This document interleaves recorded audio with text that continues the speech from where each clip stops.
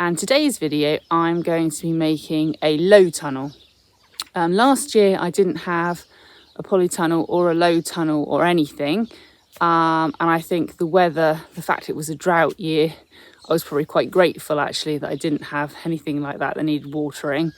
But I do miss my polytunnel, and I have decided to see if I can manage without replacing it, just really because it's a cost, and also the site where I previously had the polytunnel, as I'm a cedarholic, I've already reconfigured and planted up into outside beds. So I thought I'd have a go at low tunnels. I'm quite keen to see how they work with being so versatile, in that you can have no cover at all. You can use EnviroMeshes, you can use fleece, or you can use plastics. I'm quite keen to give EnviroMesh a go, because it should give the plants airflow. They should still get rain, and it will protect them a little bit from wind, and I think it will protect against light frosts. But I think if they were going to be hard frosts, I would have to put an additional cover over the top, which I'm quite used to going into the greenhouse on a night and covering everything up, so it shouldn't be too much of a chore to do that. I'll just tell you a little bit about the EnviroMesh that I've got. So I've got the, I've ripped the box, I've got to try and see what it did say, Argolan EnviroMesh, which is endorsed by the RHS. And the other reasons I got it, it protects against rabbits, birds, wind, hail, and also if you're intergrowing cabbages or any brassicas, things like that, and even some plants, it will stop the cabbage white butterflies going in there and you having caterpillars. And it does say on the back that it will give some protection against slugs, but we'll hold the jury on that one and we'll see how we go. And you can buy other products from this company as well for harder frosts and things like that. So we're going to give that a go. I've actually got two sheets because I bought slightly smaller sheets to overlap. I don't know if that was the right thing to do or not. We will see. And what I always used my polytunnel for previously, I probably won't be able to use the low tunnels for everything, because I would grow things like zinnias will probably be okay actually because of their height, but things like the cleome, which I will put a picture of, the spider plant, I wouldn't be able to grow that in a low tunnel because it's not going to be tall enough. Okay, so let me show you what I've got to build it. Okay, in the spirit of recycling, I've got this algathene pipe. It was laying in a hedge down at my dad's, and I just said, are you using that for anything? Can I have 30 metres? And he said I could. So you can tell it's been laying in a hedge because it's all green and slimy. So what I've done is I've cut 5 2.5 metre lengths of the algathene pipe. I have also used LPDE pipe. I'll show you that in a minute. I'll put a picture of that in, which we've got on the other. I'm going to make 2 low tunnels. Whether or not I'll use them both as low tunnels right away, I don't know. But I thought I could even use the algathene to do my supports for my taller plants. But my plan really is to use this in the autumn for a bit of better protection for overwintering things. Because I don't know about you, but this year a lot of my autumn sown annuals didn't make it. My Sorrenthy didn't make it. My Amy May just didn't make it, although I have got a tray in the cold frame, which is handy. And a few other things didn't make it either. And I'm quite keen to use it for ranunculus, autumn stone ranunculus as well. So I'm not really going to know how well it's worked until the spring next year. But I thought you'd like to come along for the journey while I'm building it. So I'm also using reclaimed scaffold boards. I'll put pictures up here so you can see what I'm talking about. So again, they were laying around. I can't remember where we got them, but we just were a bit cheeky and said, are you using those for anything? So we've got some scaffold boards, which are really just going to be to anchor the algathene pipe to.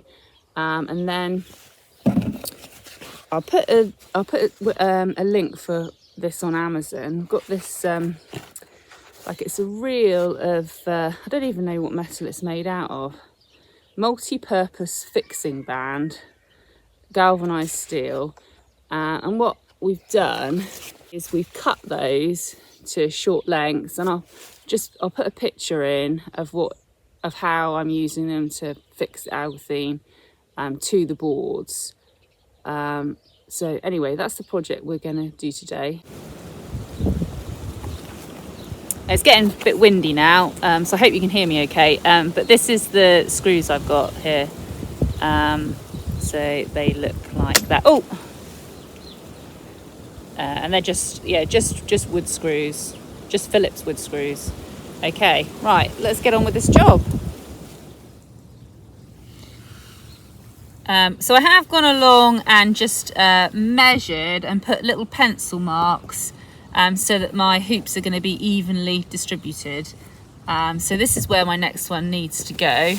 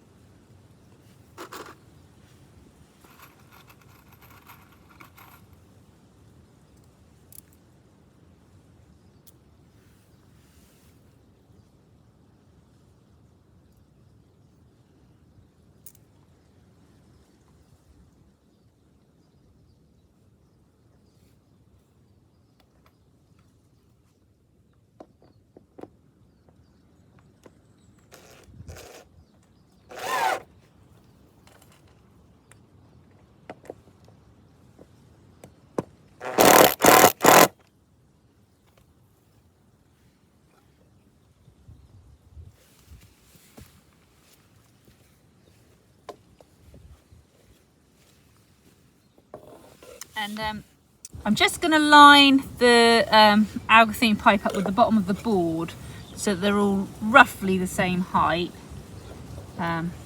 It's probably a two-person job, but we'll give it a go.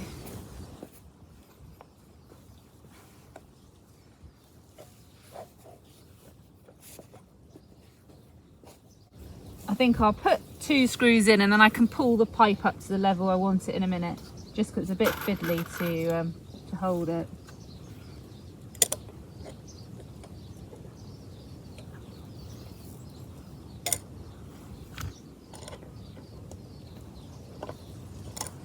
Oh.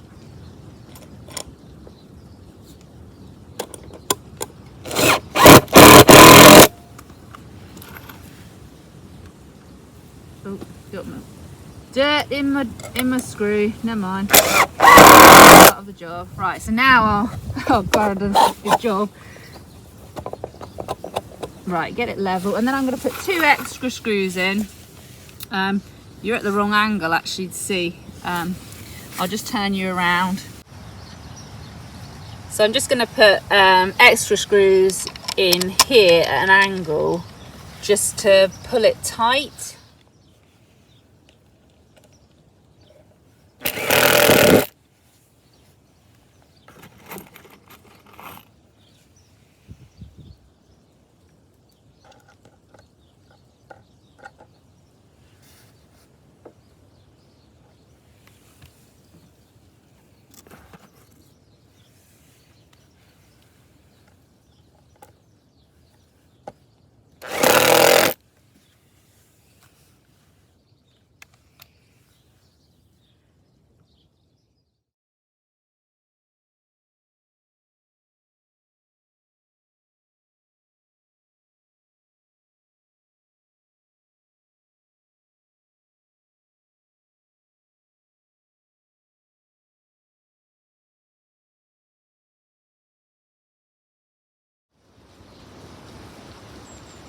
Okay, so I've done one side.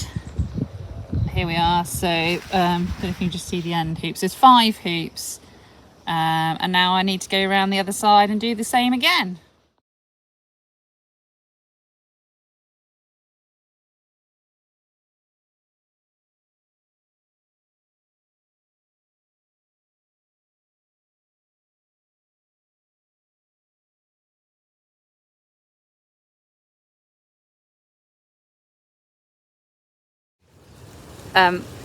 Anyone who watches my videos will know that I had a bit of a bad back last week and I didn't want to bend down and do this job. I'll tell you what, it wasn't easy. I'm a lot better, but even a week later, bending down and doing that has made my back ever so stiff. But anyway, I'll show you what I've done. Okay, so here are the 2 low tunnels, all hooped up.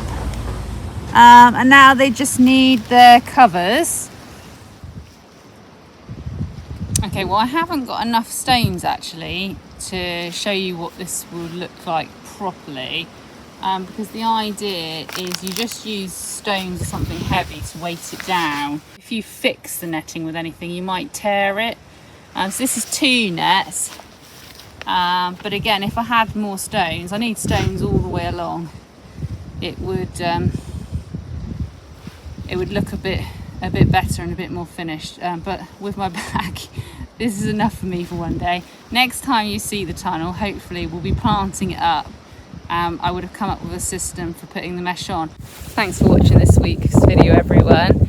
Hopefully next week we can get on with some more jobs in the garden. See you.